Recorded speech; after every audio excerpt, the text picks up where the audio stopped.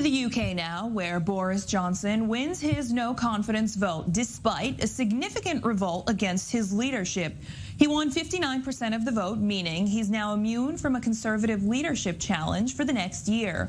Overall, 211 Parliament members voted they had confidence in Johnson's leadership, while 148 voted against him. The result means the Prime Minister remains in office, but critics say the scale of rebellion against him showed his authority had been weakened, with some calling on him to resign. The Prime Minister saying the confidence vote was, quote, convincing and decisive. Take a listen. I think it's a convincing result, a decisive result, and what it means is that as a government we can move on and focus on the stuff that I think really matters. And what we need to do now is come together as a government, as a party, and that is exactly what we can now do. And what this gives us is the opportunity to put behind us all the stuff that I know the media have quite properly wanted to focus on for a very long time, and to do our job, which is to focus on the stuff that I think the public actually want us to be talking about. For more on this, let's bring in David Mencer. He's a political consultant and lobbyist joining me live here in studio. Thank you so much for joining us. I want to start with Boris Johnson winning this vote. He didn't win by a lot, so what does this mean for him now in the Parliament? Well, it's actually a very bad result for Boris Johnson. He, of course, described it as decisive. And this morning, Number 10 Downing Street are busy saying this is just like a game of soccer or football. We won, so that's all that counts. But of course, in politics, numbers matter. 41% of his own Conservative members of Parliament, not members of the public, of his own party, have rejected his leadership. So, and we've seen in the past with Conservative leaders, with people like John Major, Theresa May, and of course Margaret Thatcher, they all, this means that this was the beginning of the end for them. So it was a very, very bad result for him.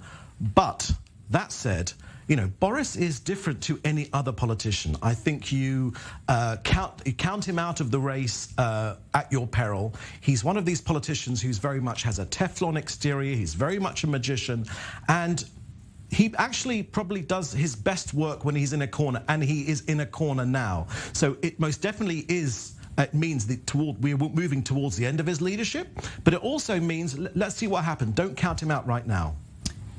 Before Johnson, you mentioned Theresa May. This exact vote, when she had it, yes, she had 63%. Yes. Johnson getting just 59%. Yeah. 6 months later, she resigned. Indeed. What does this mean for Johnson in the political game in the next 6 months? Well, the rules of the political game are that for 1 year, he is now immune from any leadership battle. But of course, there's the famous phrase in British politics, events, dear boy, events, famously said by a former legendary British Prime Minister, Harold Macmillan. Things happen, things change, events will happen. He is wounded. Now, the question on Conservative members of Parliament's mind is, can he pull off another magic trick and win another general election? That's the only thing which matters. Conservatives are traditionally lethal with their leaders. They don't counter someone if they think they're going to lose the next general election, and that is the question facing him now. Now, again, he's in a corner, and he possibly does the best work in his corner, so we'll see what happens. I think for lovers of Israel and for the Jewish community around the world, for your viewers, I think this is very significant, because Boris Johnson, of course, does have traditionally a very favourable view of Israel. He's famously close to Yair Lapid, the current foreign minister, prime minister designate. But of course, you haven't got what we had before, back in 2019, of Jeremy Corbyn. That threat of Jeremy Corbyn, who's unfortunately a hatred of Israel and his, willing to be friends with Holocaust deniers, that was front and center of Jeremy Corbyn's personality. You haven't got that with Sir Keir Starmer. Sir Keir is much more of a respectable politician, much more in the same lane as Tony Blair. He probably wouldn't admire me, thank me for saying that, but he is much more of a centrist politician. And so I think this fear of what will happen next is very much dissipated. You mentioned elections. Boris Johnson's facing backlash from his people, too. The Partygate scandal, the high cost of living, really getting out of control in Britain. Very briefly, tell us about his popularity among the people. Can he win the next election?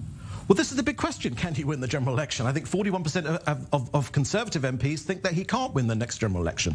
But again, he is a magician. He is a unique type of politician, a phenomenal communicator. And I think, you know, if we learnt anything from the Jubilee just now, I think the British people have very short memories. Witness Camilla on the balcony with the Queen and Prince Charles. You know, we all know about the story of Camilla and Princess Diana. So I think the British people have very short memories. He will be hoping he can turn it round.